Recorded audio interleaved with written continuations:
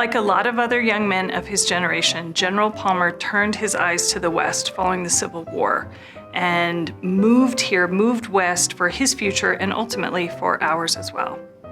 So he sees something here that no one else does. He is traveling through this area in 1869 with two other gentlemen, Cyrus Field and Nathan Meeker, and they are having lunch at Techout Ranch in the summer of 1869, and after lunch they take a walk, and Nathan Meeker looks at this semi-arid, very bleak landscape and says, "This is not a great place for a settlement. There's not enough water." General Palmer disagrees. He turns to the mountains, to the foothills, and says, "Someday soon, right over here, I'm going to build my home." And in 2 years, he does. He comes back and he lays the foundations for the city of Colorado Springs, the Denver and Rio Grande Railroad, and ultimately his family's home nestled in the foothills at Glen Erie.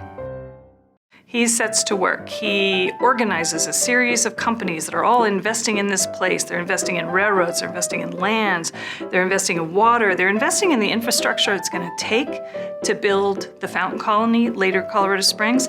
He is decisive. This man is a Civil War brigadier general. He brings with him 12 to 15 soldiers who served with him in the Civil War. If you can trust someone in battle, you can trust them in business. Cities like Philadelphia, New York, Boston, Chicago, they're crowded, they're dirty. People are sick, they work long hours, the air is congested, the water is fouled and polluted. Well, he's going to engineer a set of solutions to all of those problems. He's going to create an antidote to the East. He's going to lure people here by commodifying the mountains and the air and the climate. So you have the Antlers Hotel that opens up in 1883, and you have trips up Cheyenne Canyon and up Pikes Peak, and you have folks going to the Garden of the Gods. So the 1870s are about tourism, are about bringing people here to build homes and businesses. Then we become nationally and internationally renowned as a center for health. And then in 1891, gold is found on the other side of Pikes Peak by Winfield Scott Stratton on July 4th, 1891. And now we have a new gold boom. It brings thousands of people to the Pikes Peak region, and it creates tremendous wealth. There's a boom in banking and stock brokerages and real estate. From a resort town to a city in 1901, always maintaining the same ideal, though, about people wanting to live in a beautiful, healthy place. Beginning in the 1890s, early 1900s, we have a new generation of people who will alter Colorado Springs. They will build institutions, they will increase and grow our tourist industry, and these are people like Charles Tutt, Spencer Penrose, J.J. Hagerman. These are businessmen who invested and reaped the fortunes from mining and milling and transportation, and then poured that money back into Colorado Springs. They're going to build institutions that still continue to this day. But someone like Spencer Penrose, he is our greatest booster. He builds the Broadmoor Hotel and the zoo. He buys the Cog Railway, and as a result, brings in a whole new tide. One of my favorite stories about the Chamber of Commerce are the sociability tours that took place in the 19-teens.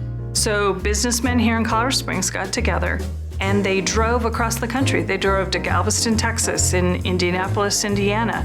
And they arrived by car saying, if we can get to you, you can get to us. Come to Colorado Springs.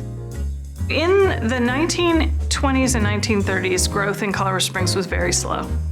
The country was undergoing the Great Depression, and Colorado Springs was impacted like other communities across America. And then World War II changes everything. In the summer of 1941, months before Pearl Harbor was bombed, the local Chamber of Commerce officials lobbied U.S. Congress to place a military cantonment or installation in Colorado Springs at a ranch about 6 miles south of downtown Colorado Springs. In January of 1942, the U.S. government announced that they would be building a base here, and that would house about 30,000 troops, and they would build it in 6 months. And they did it. The land was sold for $1, building began immediately, so there's an influx of not just the United States military, but also all those folks to build Camp Carson. So the creation of Camp Carson, later Fort Carson here in Colorado Springs, was the single most transformative moment in our history after our founding in 1871. It completely reshapes our community. I think about Colorado Springs in the 50s and 60s. It must have been a fun place to live. Fannie Mae Duncan is going to create a renowned club, the Cotton Club, a place of music and entertainment and connection. Hewlett-Packard moved here in the early 1960s, and they wanted their employees to have access to top-notch engineering school. And so working with the governor of Colorado and local boosters changed the extension service of Colorado University Boulder into a growing research university, became University of Colorado at Colorado Springs in the 1960s.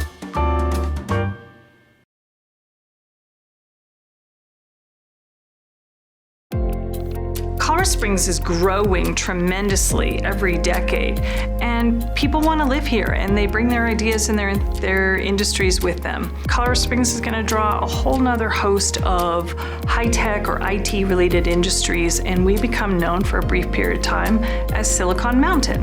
In the 1970s, Colorado Springs is going to lure the United States Olympic Committee outside of New York City. The Olympic Training Center and the U.S. Olympic Committee, both headquartered here in '78.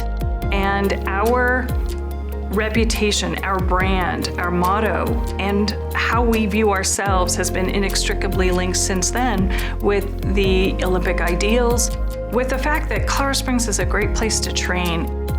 People in this community, entrepreneurs, business people, people in industry, have always sort of helped return their fortunes to this place. They've created institutions and legacies. They have been incredibly philanthropic. I think that is a thread that we see throughout our history.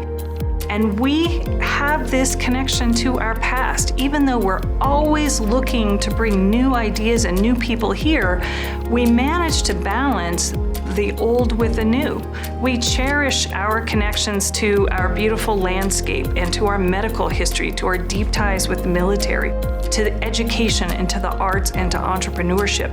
All of these things are part of our history, they're part of our present, but they're also part of our future.